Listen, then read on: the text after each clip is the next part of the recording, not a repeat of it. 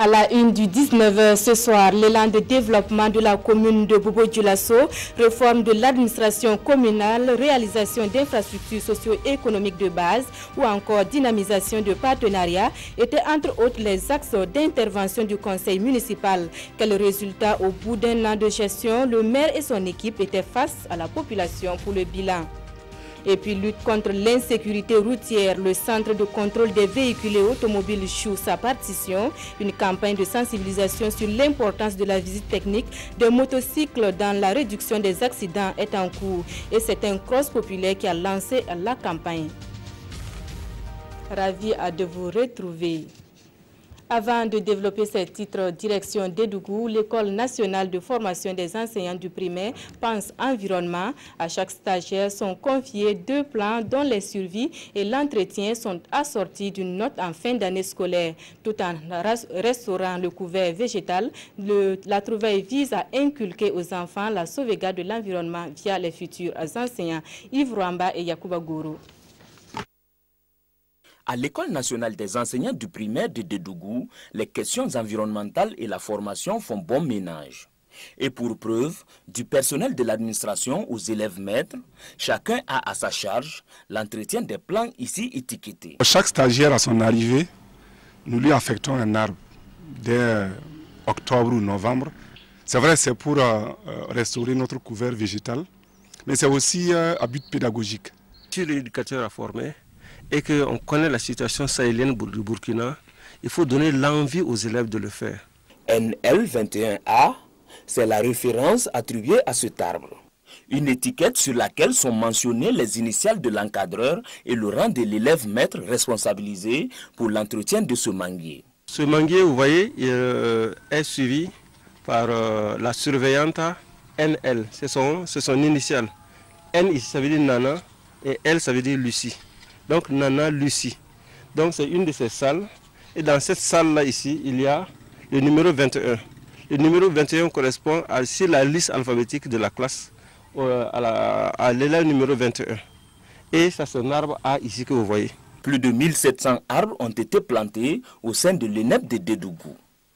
Ici, chaque élève dispose de 2 plants qu'il doit entretenir durant son cursus. Et à la fin de l'année scolaire, des notes sont attribuées.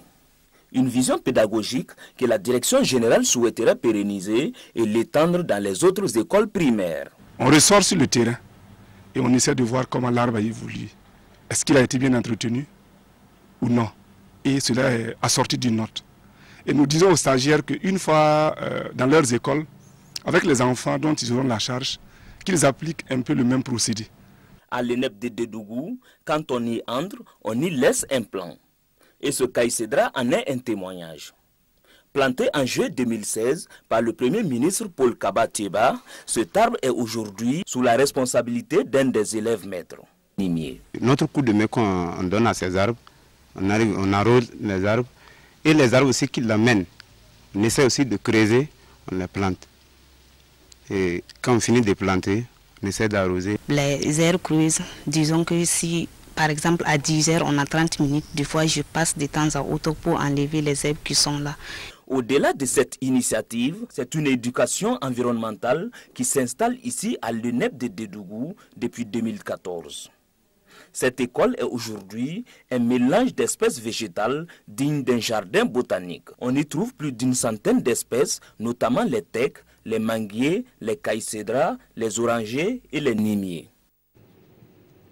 Réforme de l'administration communale, réalisation d'infrastructures socio-économiques de base et dynamisation de partenariats sont les 3 des 5 axes stratégiques d'intervention du conseil municipal de Bobo-Dioulasso.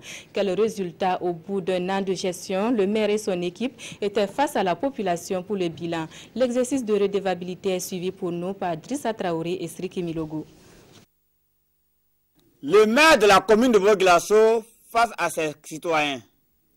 Par cet exercice, le bourgmestre de Sia fait le bilan d'une année de gestion. Une manière pour le conseil municipal de se conformer aux dispositions de l'article 11 du Code des collectivités territoriales. Ce que nous appelons la redevabilité sociale de notre action, qui consiste effectivement à regrouper l'ensemble des citoyens. Alors pour nous, c'est de dire ce que nous avions dit et ce qu'on a pu faire et ce qui n'a pas été fait et pourquoi. Et surtout, qu'est-ce qui reste en perspective pour les années à venir.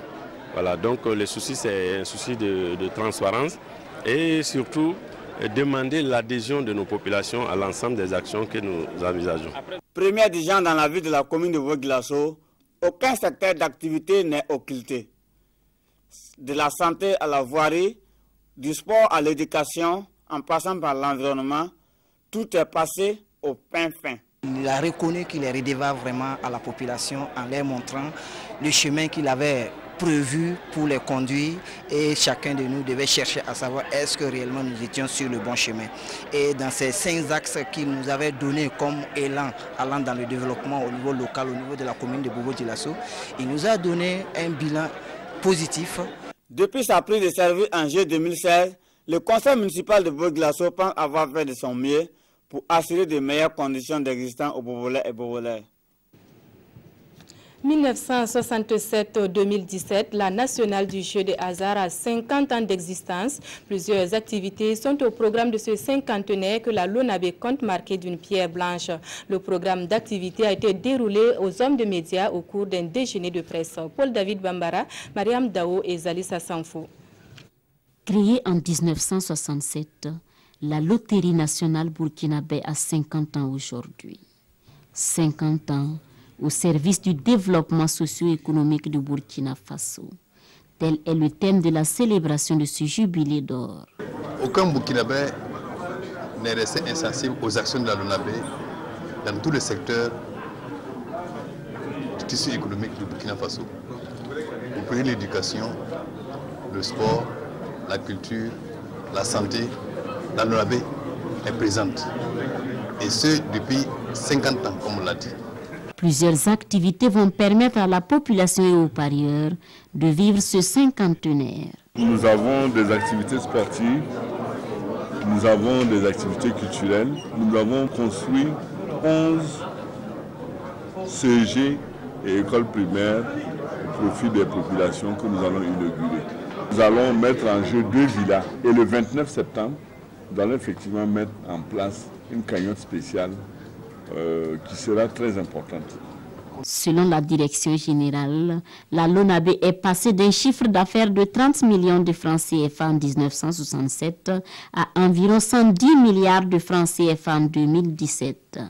Avec son nouveau plan stratégique 2016-2025, la LONABE ambitionne contribuer au développement des petites et moyennes entreprises ainsi que des industries. Elle est belle et intelligente. Elle s'appelle Halima Sidibé, l'ambassadrice de la région des Hauts-Bassins au concours de beauté à Miss Burkina. Elle a été désignée, elle et ses dauphines, à l'issue d'une soirée riche en sons et lumière. Allons à la découverte de la reine de beauté des Hauts-Bassins dans ce reportage de Hassan Bourabou et Sriki Milogo. Magnifier la beauté physique et intellectuelle de la femme, valoriser la culture burkinabé, ce sont entre autres les objectifs visés par les promoteurs de Miss Burkina. Durant près de 3 heures d'horloge, les 12 candidates rivalisent des talents. Le Burkina ne saurait se soustraire donc à ce concours-là qui met en valeur la beauté physique et intellectuelle des femmes africaines. Nous, on a choisi donc de reprendre les rênes de ce concours-là et de le refonder de façon très profonde et repartir donc à la conquête des nouvelles égéries, on va dire, de la beauté burkinabé. Après les passages en tenue traditionnelle, tenue de soirée, tenue olympique, c'est Halima Sidibé qui a séduit le jury. Elle défendra les couleurs de la région des Hauts-Bassins à la finale nationale de l'élection Miss Burkina. Bon, je suis vraiment très heureuse, vraiment très heureuse. Je crois qu'avec un peu de travail, ça ira. Les membres du jury même l'ont dit, ça n'a pas été très facile. Et je pense que le trio gagnant aujourd'hui pourra véritablement nous représenter et on espère qu'on va faire revenir la couronne à Bobo-Dioulasso. Halima Sidibé rejoint ainsi les 21 autres candidates des 12 régions pour la finale nationale. A noter que c'est autour de la problématique du développement environnemental que se tient Miss Burkina 2017. Le Centre de contrôle des véhicules et automobiles CCVA joue sa partition dans la lutte contre l'insécurité routière. Il sensibilise sur l'importance de la visite technique des motocycles dans la prévention des accidents. Moyen choisi, un cross populaire. Des précisions dans ce reportage de Koualé Nebié, Samira Sanana et Jean-Modeste Ouedraougou. Partis de la place de la Révolution, les coureurs ont rallié l'avenue Kwame Nkrumah en passant par le rond-point des Nations Unies. Au cours du trajet, le Centre de contrôle des véhicules et automobiles CCVA a invité la population à faire preuve de prudence dans la circulation. Les coureurs ont bouclé un parcours de 5 km dans les artères de la ville de Ouagadougou avant de rejoindre leur point de départ, à savoir la place de la Révolution. Objectif, inviter les usagers de la route à respecter les règles de sécurité routière et à effectuer les visites techniques. Pour les organisateurs, les accidents de la circulation sont la cause de milliers de décès chaque année. Des accidents qui pourraient être évités si et seulement si les usagers de la route étaient plus vigilants et plus responsables. Tout simplement parce que nous ne pouvons pas continuer à assister aux accidents dramatiques qui tous les jours endeuillent nos familles. Il faut absolument faire quelque chose et malgré les mesures dissuasives prises par le gouvernement, il faut quand même poursuivre la sensibilisation. C'est en même temps une occasion de permettre à la jeunesse de prendre conscience de l'entretien des véhicules automobiles, motos, etc. Très important parce que souvent on voit l'accident, même si on est prudent, on voit, mais si l'autre a déjà fauté et que vous avez de mauvais freins, vous allez rentrer dedans. Une séance d'aérobic a mis fin à cette cérémonie de sensibilisation sur la sécurité routière. On s'arrête là pour cette édition. À tout à l'heure pour le compte rendu du Conseil des ministres.